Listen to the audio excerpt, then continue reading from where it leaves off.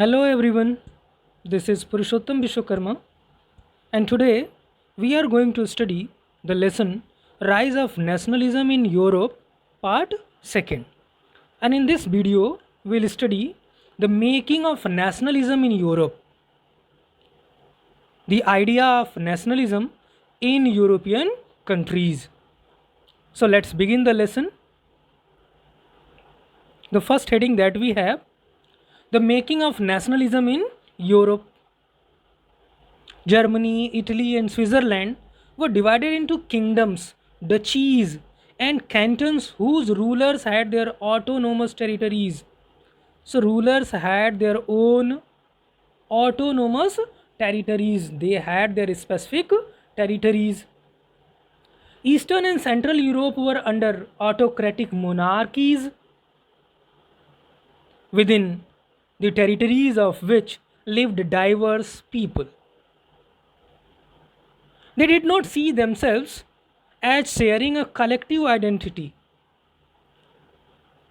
I have told you, collective identity means nationalism. The lesson we are studying, nationalism,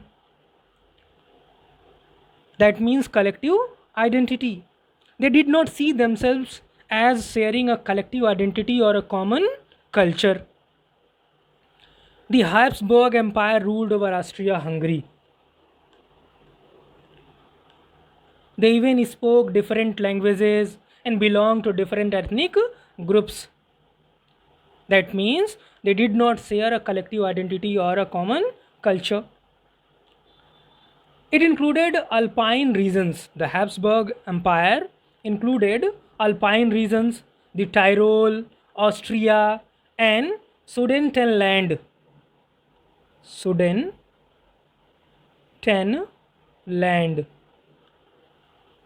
as well as Bohemia.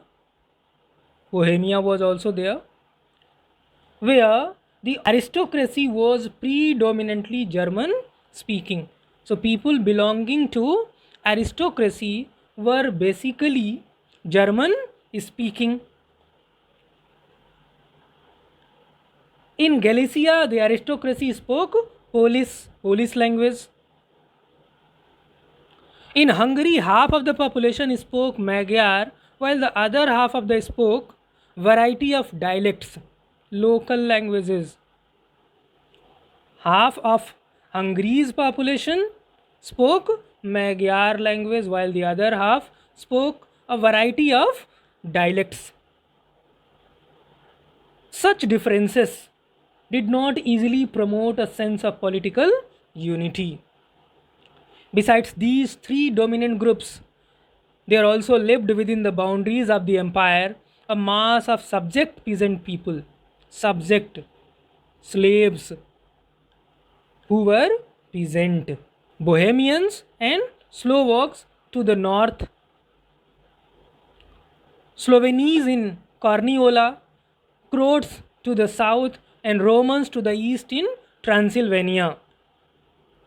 The only tie binding these diverse groups together was a common allegiance. Allegiance means loyalty towards the king, towards the nation, was a common allegiance to the emperor. They were loyal to the emperor. Now, the next heading, the aristocracy and the new middle class. Socially and politically, a landed aristocracy. What is this aristocracy? Aristocracy means nobility. You have already studied about nobility in French Revolution. Was the dominant class on the continent. In which continent? Europe. So we are talking about European continent. The members of this class were united by a common way of life that cut across regional divisions. They spoke French for purposes of diplomacy and in high society. Their families were often connected by ties of marriages. This is of marriages. This powerful aristocracy was, however, numerically a small group. They were in very small proportion. the growth of towns and emergence of commercial classes whose existence was based on production for the market. As I have told you, the majority of the population was made up of the peasantry. Industrialization began in England in the second half of the 18th century. But in France and parts of the German states, it occurred only during the 19th century. Industrialization began in England in the half of the 18th century in 1750s. But in France and parts of the German states, it occurred only during the 19th century, that means after 1800. In its wake, new social groups came into being. A working class population, a middle classes made up of industrialists. Who were in middle classes? Industrialists, businessmen, professionals. They formed another group that was known as middle classes. It was among the educated liberal middle classes that ideas of national unity following the abolition of aristocratic privileges gained popularity. Abolition of aristocratic privileges enjoyed by nobility. So this opposition gained popularity during French Revolution, and there was emergence of revolution in Europe. A feeling of nationalism. What did liberal nationalism stand for? Now the next heading that we have, liberal nationalism. Liberal literally means freedom, and it is taken from Latin root word liber. So root word in Latin is liber, that means free. In early 19th century, Europe were closely allied to the ideology of liberalism. Those countries of Europe were closely allied, attached to the ideology of liberalism. The term liberalism derives from the Latin root liber, meaning free. Liberalism stood for freedom for the individual and equality of law for everyone. Everyone was equal before law. It emphasized the concept of government by consent. Government by consent, where everyone had equal rights. Since the French Revolution, liberalism had stood for. It gained popularity for what reasons? For the end of autocracy. It ended autocracy. Constitution. It made way for constitution and representative government through parliament. If you remember, Frankfurt Parliament. The right to vote, that is also known as suffrage. The right to vote and to get elected was generated exclusively to property owning men.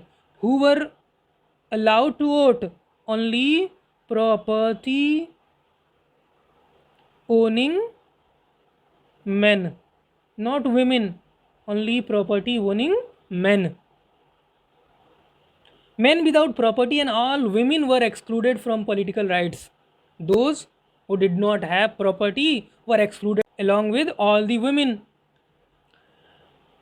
Women and non-properties men and women organized opposition movements demanding equal rights, equal political rights. So they demanded equal political rights. The abolition of state imposed restrictions on the movement of goods and capital. During this era, there was abolition of state imposed restrictions on the movement of goods and capital. A story about 1833.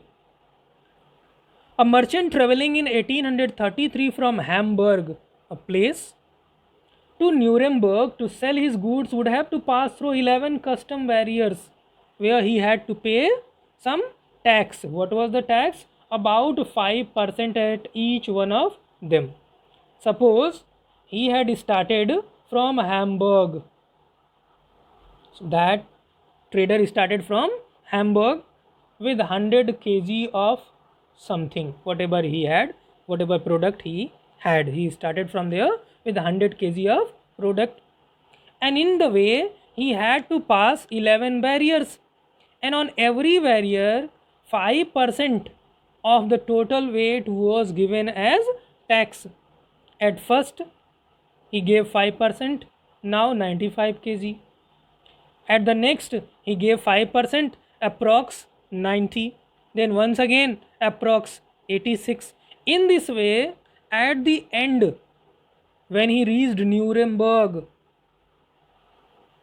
when he reached the place Nuremberg, he had hardly 50% of his product. So this was the situation. The measure of cloth, for example, was the ely. Very important. What was ely? The measurement of cloth, a unit of cloth measurement, which in each region stood for a different length. Nowadays we have meter, that is equal all over world. But even in European countries, ely was having different measurements. An ely of textile material bought in Frankfurt would get you 54.7 centimeter of cloth. In Mainz, 55.1 centimeter. In Nuremberg,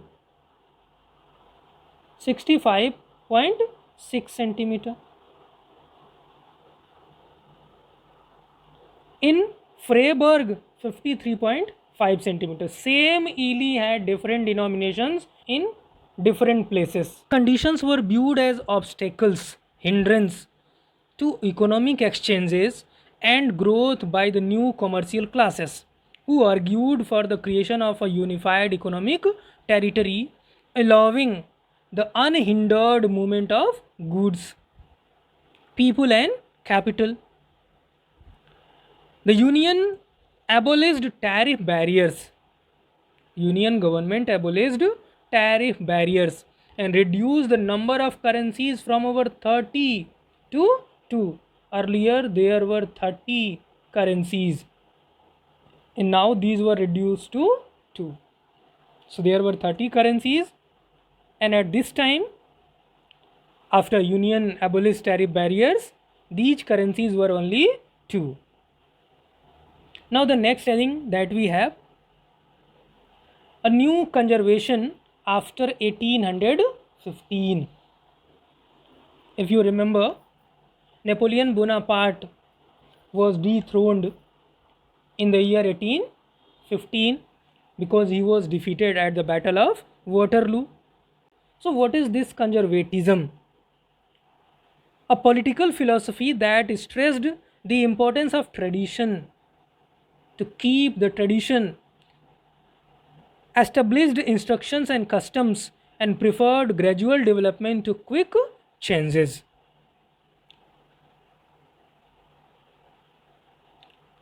Following the defeat of Napoleon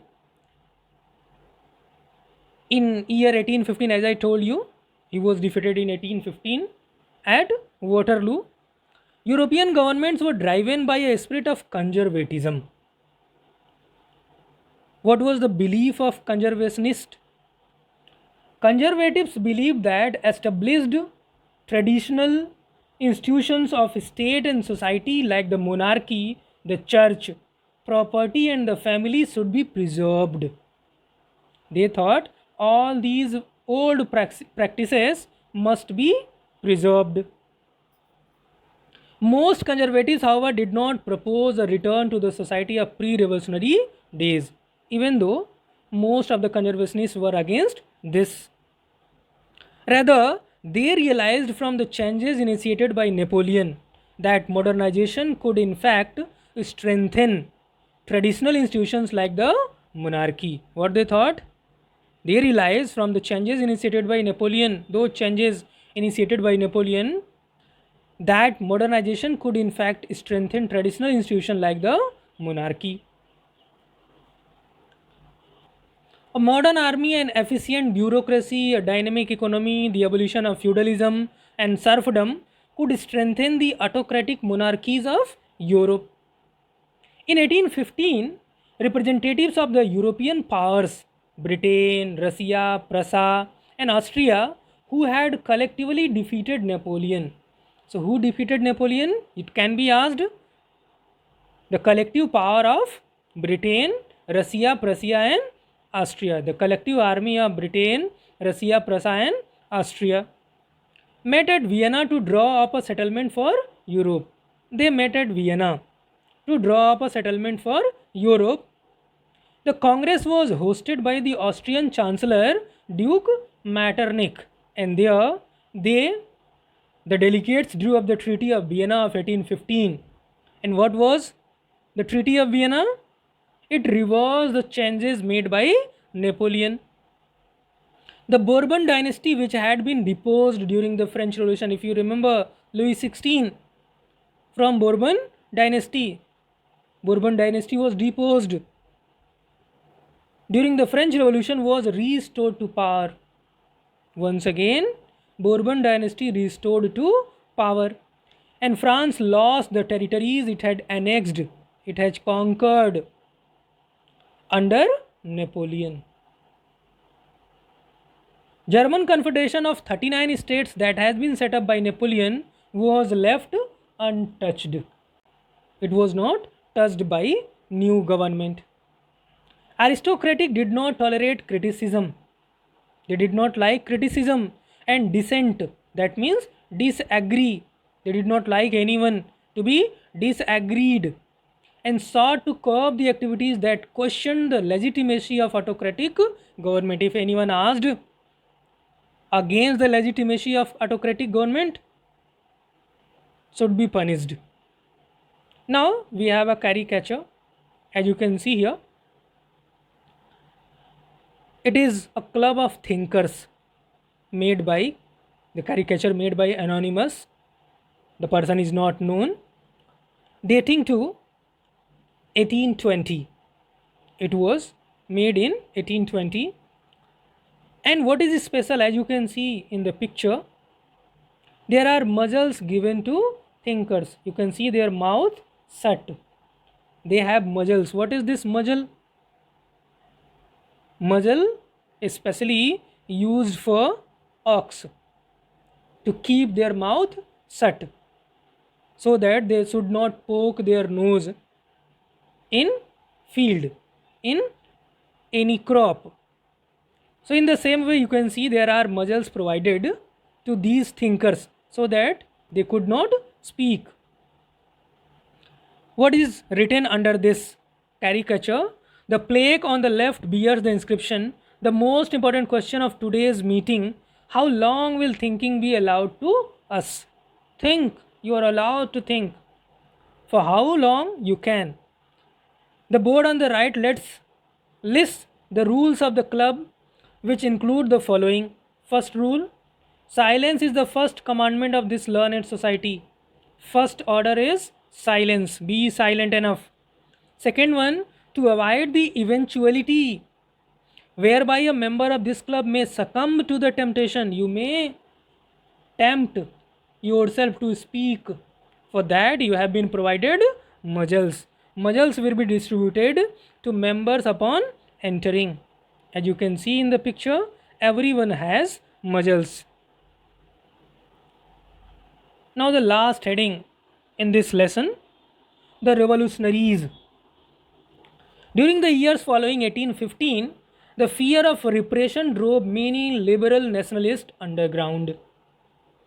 Many of liberal nationalists, because they were afraid to be suppressed, so in the fear of suppression, those liberal nationalists became underground.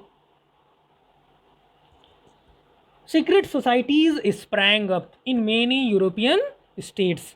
To be revolutionary at this time meant a commitment to oppose monarchical forms.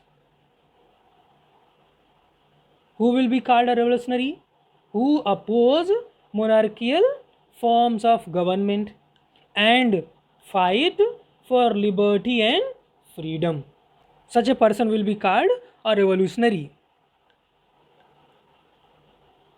Giuseppe Mazzini, born in Genoa in 1807, became a member of the secret society of the Carbonari.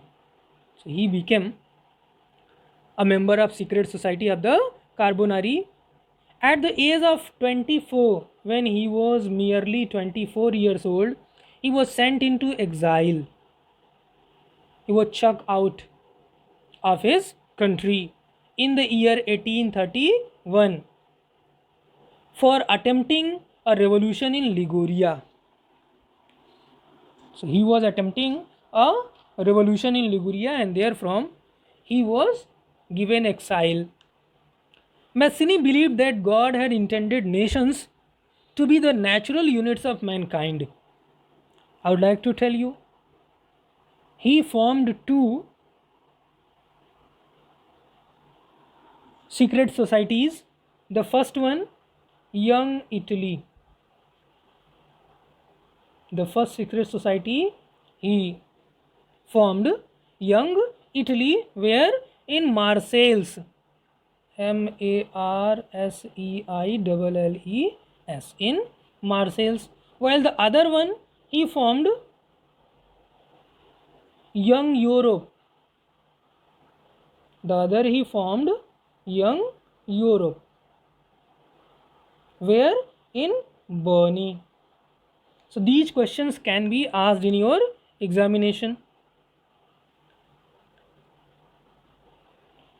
Not only those societies formed by Mazzini, there were others who were forming societies. Secret societies were set up in Germany, France, Switzerland, and Poland. Mazzini's relentless opposition to monarchy and his vision of democratic republics frightened the conservatives. His opposition, his campaign frightened the conservatives, and that is why Duke Metternich described him as the most dangerous enemy of our social order. So you have to remember this line. Who described Mazzini as the most dangerous enemy of our social order? Duke Metternich. That's all in this video. Thanks for watching.